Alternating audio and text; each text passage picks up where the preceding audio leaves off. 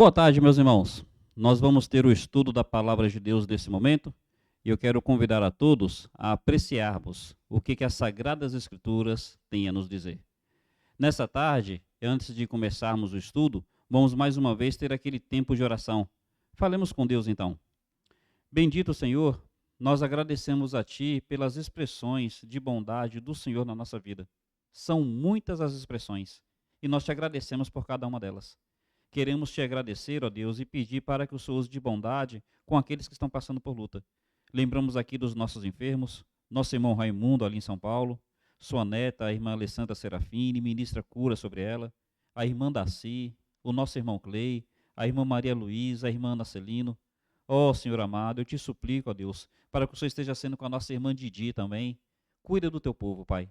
Peço pela tua palavra agora, vem falar aos nossos corações. É o nosso clamor e o nosso pedido, em nome de Cristo. Amém, Senhor. Amém.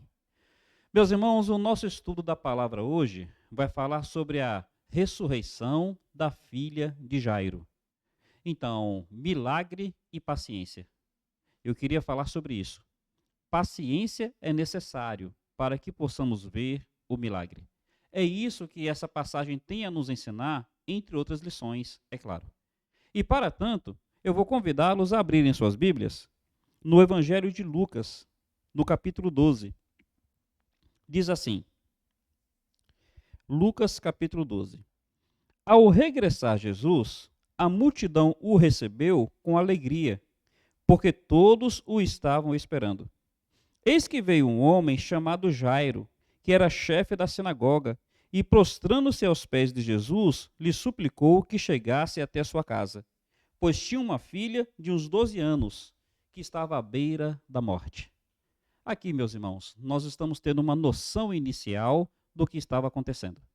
Jesus ele está retornando de uma viagem feita de barco. Quando ele chega, ele se dá com uma multidão que o esperava. Olha o que o texto diz. Uma multidão o esperava. E dentre essa multidão que o esperava, se destaca esse personagem, Jairo. E por que Jairo o esperava? Porque Jairo tinha uma filha de 12 anos que estava à beira da morte. Sua filhinha estava nas últimas. Sua filhinha precisava urgentemente da intervenção que só Cristo poderia fazer. Essa é a ideia inicial. Então, ali havia a necessidade urgente de Cristo chegar à casa de Jairo. Você perceberá que aqui está muito associado à necessidade de espera, de paciência. Antes da gente abordar especificamente isto, me permita dar um pano de fundo sobre a narrativa de uma forma geral. Esse milagre está dentro de uma sucessão de 4 milagres. Se nós acompanharmos um pouco a narrativa, no que Jesus inicia a sua viagem de barco, vem uma tempestade sobre o barco. Os discípulos, eles ficam assustados com a tempestade, até que eles recorrem a Cristo e Cristo acalma a tempestade. Foi o primeiro milagre. Quando aquela viagem chega ao local destinado, que era a cidade de Gadara, vem um homem terrivelmente endemoniado. Aquele homem que tinha uma legião de demônios. E que quando Jesus Cristo expulsa os demônios, eles entram numa manada de porcos e os porcos caem no desfiladeiro. Eram cerca de 2.000 porcos. Uma legião é cerca de 6.000 indivíduos. Então aquele homem estava carregado de demônios. Milhares e milhares de demônios. E Jesus Cristo liberta aquele homem totalmente. Então veja, uma sucessão de milagres. Jesus acalmando a tempestade, Jesus libertando o endemoniado. Quando ele chega aqui, tem essa menina enferma, à beira da morte. Se você observar a narrativa, e nós mostraremos daqui a pouco, no que Jesus acompanha aquele homem, vem uma mulher que tinha uma enfermidade também de 12 anos. Essa mulher não teve cura com os remédios, com os médicos, nem com o seu dinheiro. Mas ao tocar em Cristo, ela é curada. Terceiro milagre. A cura de uma doença incurável. E então, a menina, a filha de Jairo, morre. Jesus chega na casa de Jairo e ressuscita a menina. Percebe aí uma sucessão de 4 milagres? Essa sucessão de 4 milagres quer nos mostrar 2 coisas. A primeira, a fragilidade do homem diante das adversidades da vida. A tempestade em alto mar mostrou a fragilidade dos discípulos. A atuação espiritual dos demônios mostrou a fragilidade do homem que fica sujeito a essa atuação. A doença incurável daquela mulher mostrou a fragilidade dela. Seu dinheiro, os médicos, os remédios não puderam resolver. E a morte da filha de Jairo mostrou a fragilidade do homem diante da morte. Então, meus irmãos, essa sucessão de 4 milagres vai mostrar duas coisas. A primeira, a fragilidade do homem. O homem é frágil diante das forças da natureza. O homem é frágil diante da atuação espiritual maligna. O homem é frágil diante da doença física. O homem é frágil diante da morte. Mas além de mostrar a fragilidade do homem, essa narrativa também vai nos mostrar algo ainda mais importante, que é a grandeza do Senhor Jesus Cristo. Louvado seja Ele. Jesus é maior que a tempestade. Jesus é maior que os demônios. Jesus é maior que a doença. Jesus é maior do que a morte. Percebe o que a narrativa procura nos mostrar? O homem é frágil. O homem não consegue enfrentar os seus inimigos porque eles são maiores que o homem. Mas os inimigos que são maiores que o homem, esses inimigos são menores que Cristo. Jesus está acima das nossas adversidades. E com essa lição inicial, você perceberá que nas 4 narrativas, o homem precisa recorrer a Cristo. Nas 4 narrativas você notará isso. Diante da tempestade, o que os discípulos fizeram? Eles precisaram correr a Cristo e dizer: Senhor, não se te dá que pereçamos? O endemoniado, ele precisou correr a Cristo e ajoelhar-se a seus pés. Jairo precisou correr a Cristo e pedir para ir à sua casa. E a mulher enferma precisou se esforçar para chegar a Cristo para ser curada. Então, meus irmãos, nós temos os nossos adversários que são maiores que nós, porque somos frágeis. Mas Cristo é maior que os nossos adversários. Olhando para a nossa necessidade e olhando para tudo aquilo que Cristo nos oferece, nós precisamos recorrer a Cristo. Sempre recorrer a Cristo. Essas são as lições iniciais. Mas aqui agora nós vamos falar sobre a questão da paciência para que o milagre aconteça. Observe inicialmente. No versículo 40 fala: ao regressar Jesus, a multidão o recebeu, porque todos estavam esperando. Meus irmãos, espera está diretamente associada com paciência. Para poder esperar, tem que ter paciência. Então, Jesus tinha saído em algum momento no barco. As pessoas viram. E as pessoas estavam ali esperando Jesus. Quanto tempo foi que levou para Jesus voltar? Horas? 1 dia? 2 dias? O fato é que as pessoas ali estavam esperando. Meus irmãos, nós precisamos aprender a pagar o preço da espera. Nós precisamos entender que as coisas não vão acontecer no nosso tempo, vão acontecer no tempo de Deus. As coisas não vão acontecer à nossa maneira, acontecerão à maneira de Deus. E esperar está associado com paciência. Precisa exercitar a fé, precisa exercitar a esperança, a expectativa de que o Senhor virá em tempo oportuno. E no meio de todos esses que esperavam, ora, cada um tinha uma demanda. E cada um tinha uma demanda que tinha o seu nível de urgência. E de acordo com a narrativa, a demanda com o maior nível de urgência era a demanda de Jairo. Se todos esperavam Cristo porque precisavam de algo que só Cristo poderia fazer, Jairo tinha algo mais urgente que os demais. Pelo menos a narrativa destaca ele. E a urgência maior é porque ele tinha uma filhinha. Sua filhinha tinha apenas 12 anos. E essa filhinha, frágil, enferma, estava à beira da morte. Jairo ficava esperando, olhando ao horizonte daquele mar, naquela expectativa: puxa, será que Cristo virá antes da minha filha morrer? Ele ficava olhando ali ao horizonte, ele ficava pensando na sua casa: como será que está a minha menina? Por que Jesus não vem logo? Ele ficava olhando ao horizonte, tentando ver se o barco ali ficava visível, pensando: puxa, Senhor, não demora não, porque senão a minha filha morre. Meus irmãos, nós precisamos lutar no nosso coração para aprender a esperar. Nós precisamos lutar no nosso coração para desenvolver paciência. Para crer independente das dificuldades.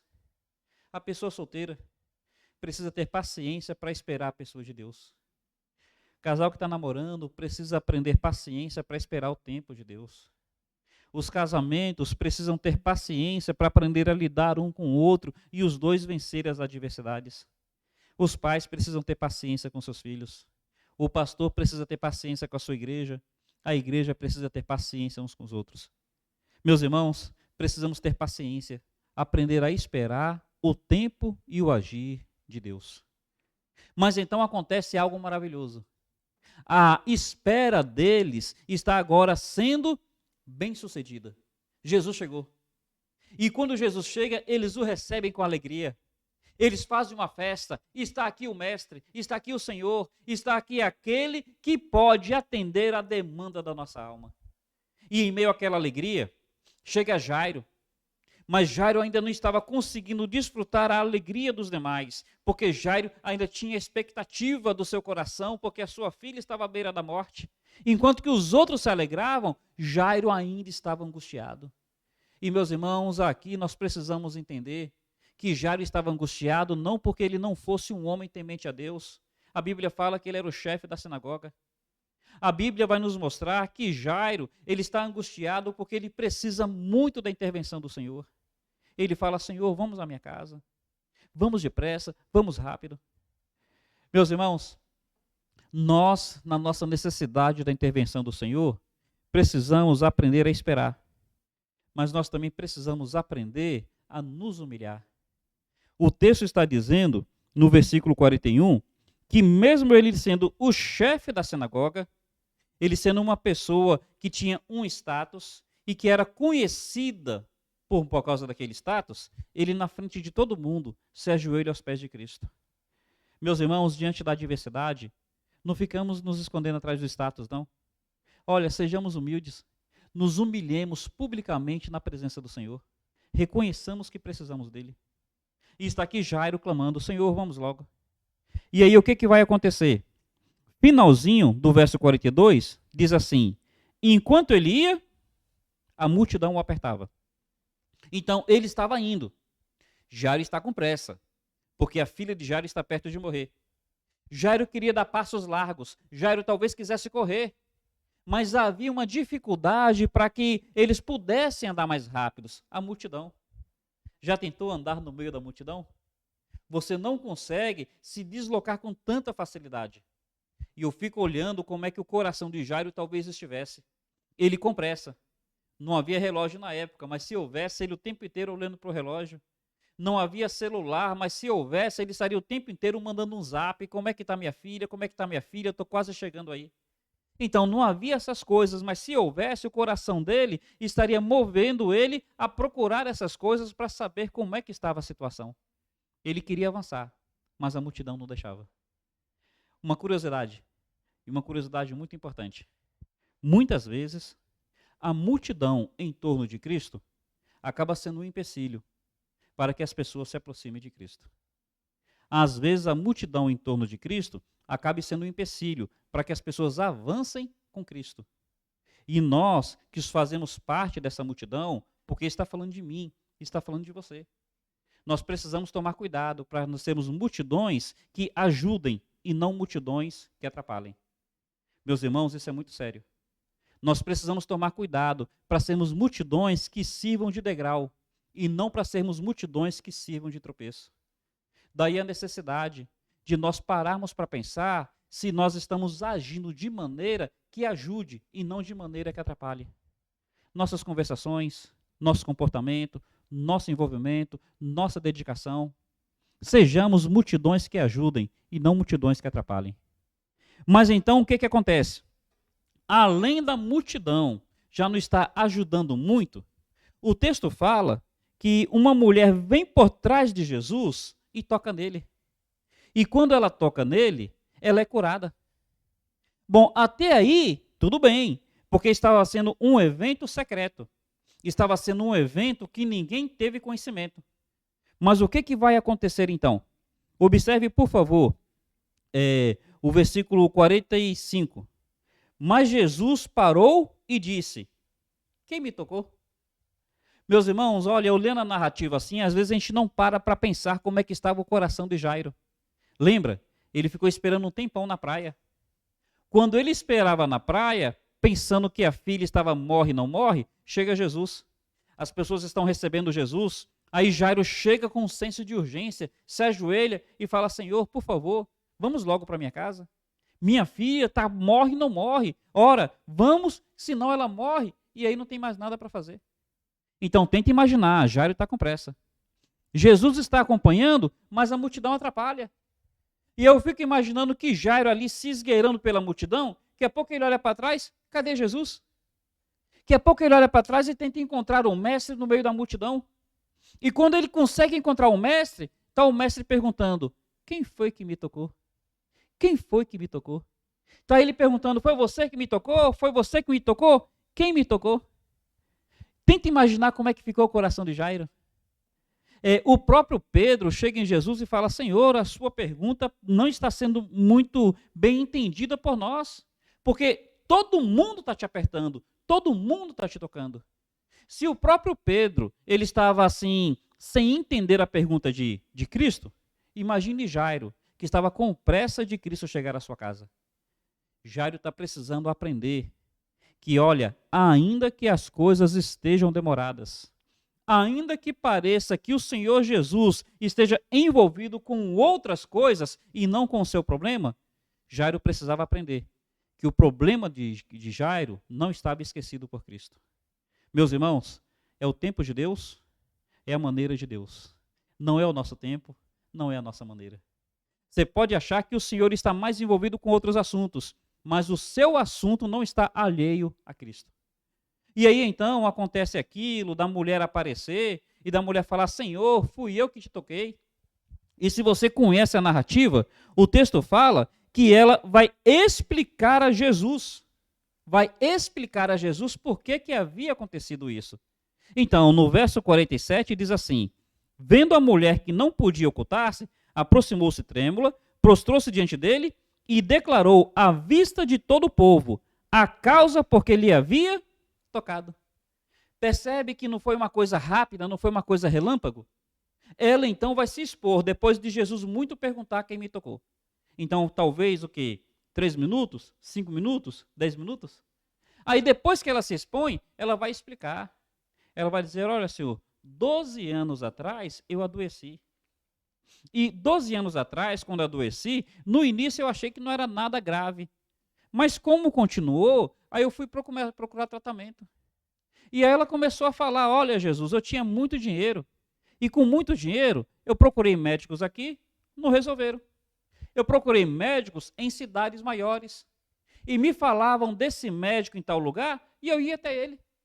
Percebe que a narrativa, assim, resumida, não nos leva a perceber que foi um diálogo que talvez tenha levado tempo?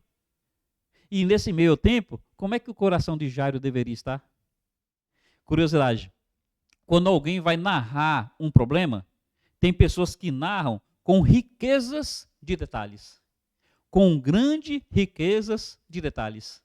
Principalmente quando foi um problema que te angustiou muito. Essa mulher, ela ficou 12 anos angustiada com esse problema. Tenta imaginar, foi um diálogo que levou um certo tempo. E como é que Jairo estava nesse meio tempo? Porque eu queria explorar muito a ideia dessa paciência. De aprender a esperar. De entender que é no tempo de Deus e a maneira de Deus. E nisso tudo, o que vai acontecer então? Jesus vai olhar para ela e vai dizer: olha, fica tranquila, vai, a tua fé te salvou. E quando Jesus encerra o diálogo, aí Jairo deve ter pensado: pronto, agora sim, ufa, Jesus vai para minha casa. Agora chegou o momento, ele vai para minha casa. E no coração dele ele devia estar torcendo que não houvesse mais nenhum inconveniente. Mas quando chegou o momento onde Jairo talvez pudesse dizer: agora Jesus chega em minha casa, olha a mensagem que vem até ele. Verso 49. Falava ele ainda. Ele ainda estava despedindo a mulher. Falava ele ainda quando veio uma pessoa da casa do chefe da sinagoga dizendo: tua filha já está morta. Não incomodes mais o mestre. Meus irmãos, que balde d'água fria. Que balde d'água fria. Tenta imaginar que você é Jairo.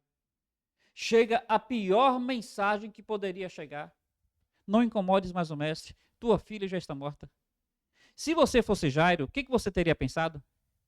Porque houve outras pessoas, por exemplo, Marta e Maria, que quando Jesus chegou na casa delas, elas logo falaram: olha, Senhor, se o Senhor tivesse vindo no momento que a gente chamou, nosso irmão ainda estaria vivo. Marta e Maria não pensaram duas vezes em dizer isso. Senhor, a gente te chamou há 4 dias, se o Senhor tivesse vindo antes, quem sabe? Então, Jairo talvez tivesse pensado: puxa, o tempo que eu fiquei esperando na praia, se Jesus tivesse vindo logo. Quando Jesus chegou, o tempo que as pessoas ficaram conversando com ele, se Jesus tivesse vindo logo. Quando ele começou a vir comigo, se a multidão não tivesse atrapalhado, se Jesus tivesse vindo logo. Quando aquela mulher tocou em Jesus e Jesus ficou perguntando: quem me tocou, quem me tocou, quem me tocou, se Jesus tivesse vindo logo. Quando aquela mulher começou a explicar o porquê que tocou em Jesus, ou se ela tivesse sido mais resumida, se ela tivesse sido mais breve. Meus irmãos, eu estou imaginando que Jairo talvez ele não quisesse murmurar, mas ele estava com o coração pesado. Talvez ele tivesse até dizendo assim: olha, que bom que Jesus curou aquela mulher, mas por que ele não veio logo para curar a minha filha também? Eu vi que ele pode curar, eu vi que ele curou aquela mulher, por que ele não foi logo na minha casa? Percebe como é que o coração de Jairo pudesse estar? E junto com isso, vem a colocação que os homens fizeram. Os homens disseram assim: não incomodes mais o mestre, porque a tua filha já está morta. O que aqueles homens estavam dizendo era o seguinte: olha, quando a menina estava viva, Jesus talvez pudesse fazer alguma coisa. Agora que a menina morreu, não incomodes mais o mestre, Jesus não pode fazer mais nada. Percebe que, sem querer, a colocação acaba sendo essa? Não incomodes mais o mestre, não tem mais nada a ser feito pela menina. Não tem mais nada que o mestre pode fazer pela menina.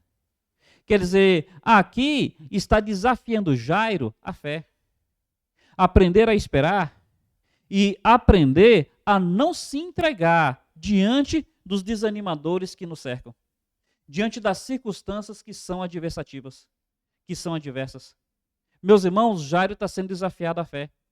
Tanto é que olha o que Jesus Cristo diz, verso 50. Mas Jesus, ouvindo isto, lhe disse: não temas, crê somente, e ela será salva. Jesus está dizendo: olha, Jairo, você acha que a demora jogou a coisa por terra? Olha, não temas, crê somente. Você acha que os acidentes de percurso de lá até aqui impediu que sua filha fosse curada? Não temas, crê somente. Você acha que o discurso desses homens em dizerem que eu não posso fazer mais nada, você acha que realmente isso daí vai impedir o meu agir? Não temas, crê somente. Você acha que o fato da menina ter morrido, que a morte realmente vai ter a palavra final diante de mim? Não temas, crê somente. Ah, meus irmãos, aqui tem uma lição maravilhosa. A lição é a seguinte: às vezes, Deus, na sua sabedoria, Ele permite que o problema se agrave para que o milagre seja maior. Guarda isso no coração. Às vezes, Deus, na sua sabedoria, Ele permite que o problema se agrave para que o milagre seja maior. Ele já mostrou seu grande poder diante da tempestade. Ele já mostrou seu grande poder diante das hostes espirituais do maligno. Ele já mostrou seu grande poder diante da doença incurável daquela mulher. Se ele viesse e curasse a menina viva, seria tão somente mais uma manifestação de poder. Mas esse poder ele já mostrou antes. Agora, ele vai mostrar um poder ainda maior, que é o poder diante da morte. Meus irmãos, entendamos isso. Às vezes o Senhor permite que a coisa se agrave para que o milagre seja maior. E aí ele fala assim: não temas, crê somente. E nisso, olha o que vai acontecer aqui. Verso 51. Tendo chegado à casa, a ninguém permitiu que entrasse com ele, senão Pedro, Tiago e João, bem assim o pai e a mãe da menina. Todos choravam e a pranteavam. Ah, meus irmãos, infelizmente é isso que acontece conosco. Diante das adversidades das pessoas que amamos, o máximo que a gente pode fazer é chorar e prantear com elas. Infelizmente é isso. Está mostrando a nossa fragilidade. Nós somos frágeis diante da morte. E diante da morte, nós só podemos chorar a dor daqueles que estão sofrendo. Mas diante dessa fragilidade que é própria nossa, olha o que Jesus vai dizer. Ele diz assim, mas ele disse, não choreis, ela não está morta, mas dorme. O convite à fé, o convite a crer, o convite a confiar no milagre que só Jesus pode oferecer. Não temas, crê somente. Ora, as pessoas olhavam para aquela menina, olhavam para Jesus, Jesus falando, não temas, crê somente, e mais uma vez elas olhavam para a menina e olhavam para Jesus. E aí Jesus fala assim, ela não está morta, ela só dorme. E as pessoas já tinham pego no corpo da menina, já tinham constatado que a menina estava sem vida. Talvez já tivesse até o atestado de óbito da menina. E elas olhavam para a menina e olhavam para Jesus. E olha o que o texto vai dizer.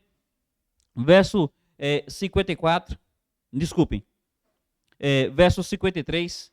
E riam-se dele, porque sabiam que ela estava morta.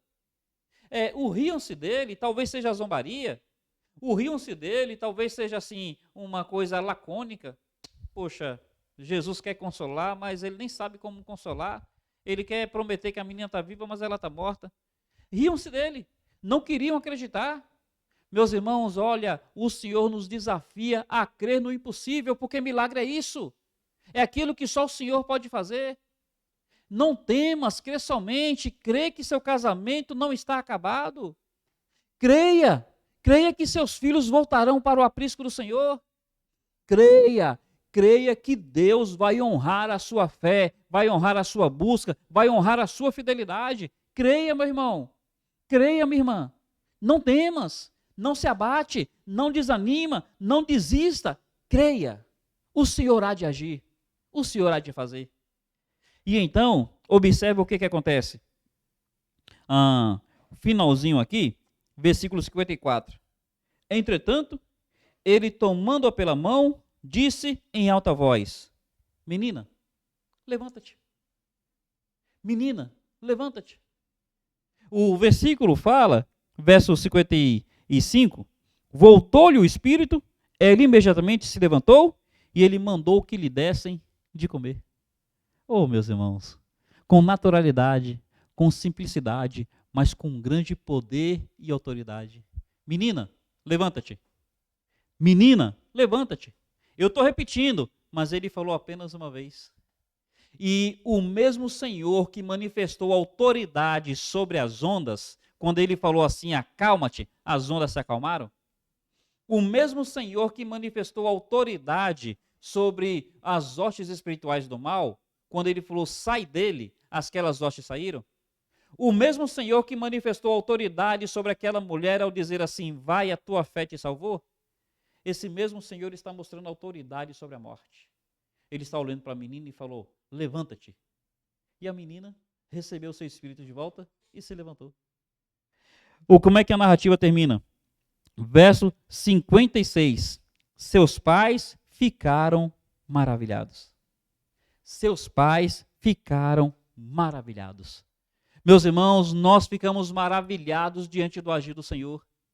Os seus pais entenderam que ainda que a espera tenha sido angustiante, seus pais entenderam que ainda que a espera tenha sido difícil, seus pais entenderam que ainda que os acontecimentos tenham sido frustrantes, eles ficaram maravilhados por perceber que Jesus Cristo honrou, que Jesus Cristo trouxe superação, que Jesus Cristo fez a sua maravilha, e a maravilha de Cristo vale a pena qualquer sacrifício, vale a pena qualquer esforço, vale a pena qualquer preço a ser pago.